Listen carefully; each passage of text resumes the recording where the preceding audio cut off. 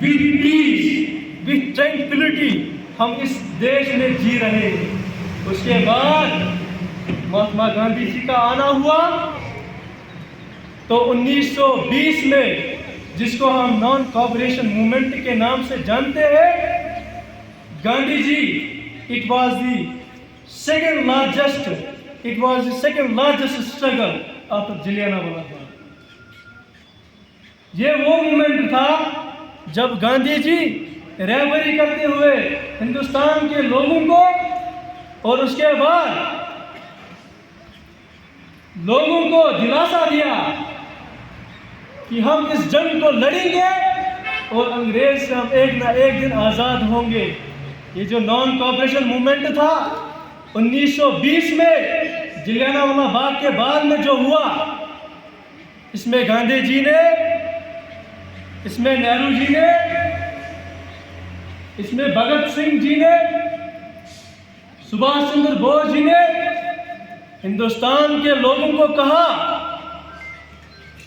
कि हमको चाहिए कि हम बाइकआउट करें, हमको चाहिए कि हम जो भी ब्रिटिश एजुकेशन हमको प्रोवाइड करती है उसको बाइकआउट किया जाए, जो भी एजुकेशन ये हमको फराहम करते हैं उन सब चीज़ों को आप बाइकआउट कीजिए।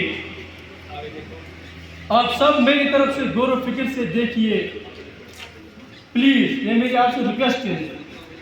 ये देश आजाद हिंदुस्तान ऐसे ही नहीं बना है। जब इंसान किसी चीज की तलब में लग जाता है, स्ट्रगल करता है, तो इंसान को उस चीज की अजमत आती है। हमने इस चीज पे मेहनत नहीं की तब जाके हमको अजमत नहीं है कि हमारा हिंदुस्तान, हमारा भारत, हमारा देश आजाद हिंदुस्तान कैसे हो। इसमें गांधी जी ने बोला नॉन कोऑपरेशन मूवमेंट में जो 1920 में हुआ, ये लोगों बाइकआउट करो, इनके लॉज को, इनकी आइडियोलॉजी को, जो भी एजुकेशन प्रोवाइड करते हैं उन सबको। उसके बाद पूरी 1942 8 अगस्त में एक और मूवमेंट गांधी जी ने लेड किया।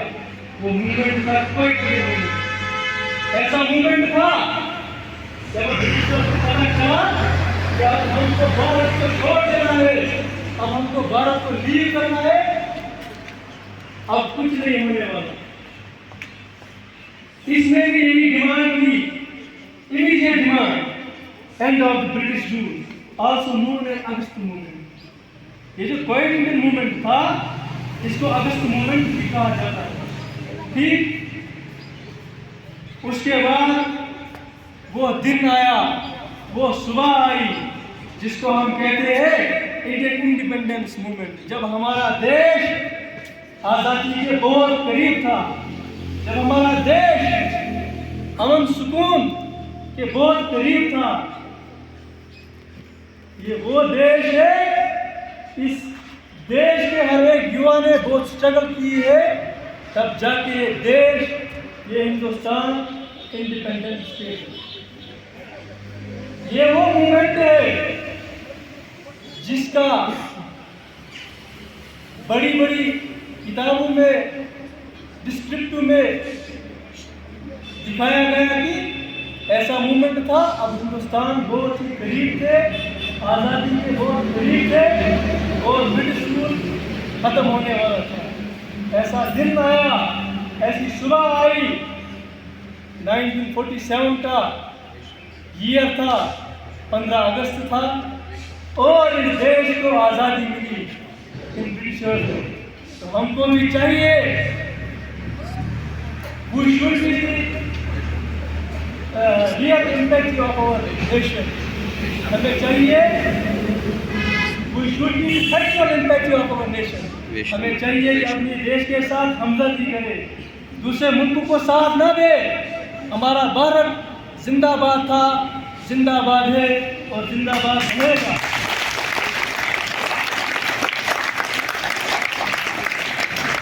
उन लीडर का अभ्यास करो जैसे कि भगत सिंह साहब थे।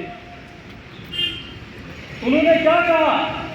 आई am free even in jail, यानी कि मैं जेल में भी आज़ाद हूँ।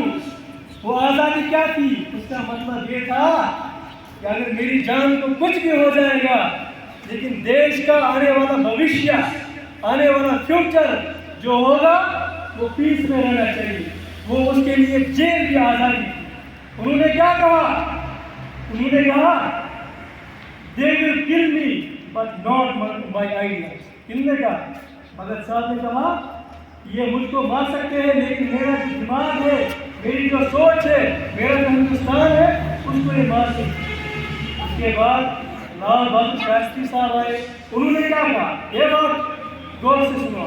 उन्होंने कहा we believe in peace and peaceful development. क्या? We believe in peace and peaceful development, not only for ourselves, सिर्फ हमारे लिए नहीं, but for people all over the world. India का जिक्र नहीं किया, बल्कि पूरे देश का, पूरी इस भूमि का, पूरे वर्ल्ड का ये बताया कि हम हर एक कंट्री के लिए बने हुए हैं। At last I wanna say you we should always prove that we are Indian, because not everyone get the ethics to being born in this marvelous, in this outstanding, in this loving country. So let us balloon the gift of our Bharat. Baki wassalam, namaste, sat sri akal, adab, jai hind, jai bharat, salam.